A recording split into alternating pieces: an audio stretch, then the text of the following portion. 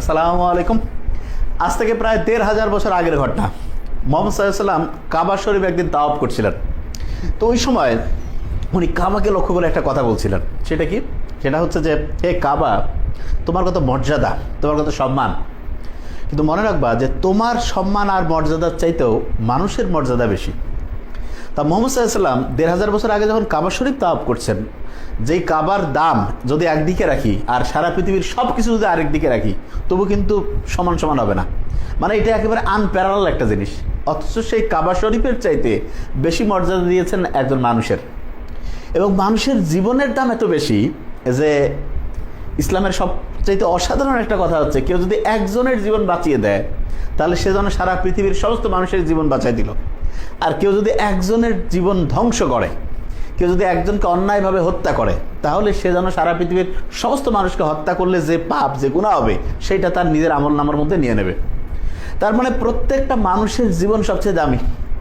এবং একটা মানুষের জীবনকে কোনোদিন দুনিয়ার কোনো সম্পদ দিয়া সব যদি একসাথে যোগ করি, তারপরে সমান সমানে আনা যাবে না। এবং মাথায় রাখতে হবে যে মানুষকে যে আল্লাহ বানিয়েছেন, ম্যানুফ্যাকচার করছেন আল্লাহ নিজে, এবং আল্লাহ আমাদেরকে একটা নির্দিষ্ট হায়াত দিয়েছেন, এবং এটা আমাদের কাছে আল্লাহর আমানত। সেইটা আমরা ঠিকভাবে আল্লাহর রাস্তায় ঠিকভাবে খরচ করছি কিনা, অন্যায়ের প্রতিবাদ করছি কিনা, ন্যায়সঙ্গত কাজে আমরা হেল্প করছি কিনা, এইটার উপর আমাদের গোটাল জীবনটা পরিচালিত হয় কিনা, সেটা দেখার জন্য আল্লাহ আমাদের এবং হচ্ছে জিনকে দুনিয়া পাঠিয়েছেন। তা জিনের হিসাব তো আল্লাহ নেবে, মানুষেরও নেবে। আমরা জিনকে দেখতে পাই না, মানুষ মানুষকে দেখতেছি। মানুষের মধ্যে কেউ খুব ভালো কাজ করতেছে, কেউ অন্যায় করতেছে। এবং এখানে ইন্টারেস্টিং পয়েন্ট, অন্যায়কে যে সাপোর্ট করবে, তার মানে একটা অবৈধ কাজ, একটা খারাপ কাজ, ওইটাকে কেউ যদি সাপোর্ট করে, মোহাম্মদ সাল্লাল্লাহু তাকে নিজের উম্মত হিসেবে স্বীকারই করবেন না। তার মানে অন্যায় করা এটা তো একটা গুনাহ আছেই, কিন্তু অন্যায়কে যে সাপোর্ট করছে, তার মানে একটা জিনিস খারাপ, ওইটাকেও আমি সাপোর্ট করতেছি।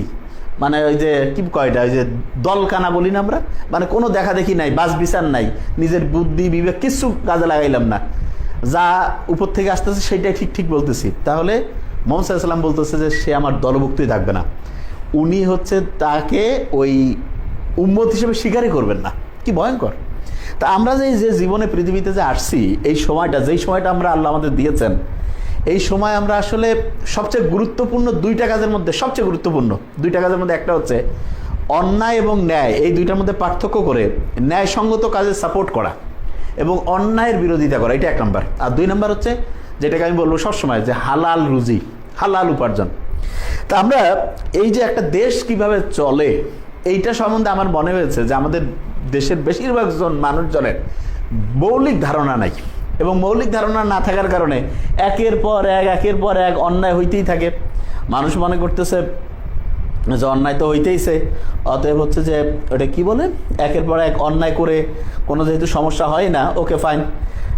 হ্যাঁ, তাই অন্যায় করতেইছে মানুষজন একের পর এক, এবং দেখা যায় আস্তে আস্তে অন্যায়ের পরিমাণ এমন জায়গায় গিয়ে ঠেকছে যে এখন হচ্ছে যে সত্যি কথা বলাটাই সবচেয়ে বেশি ভয়ের কারণ হয়ে দাঁড়ায় গেছে। যে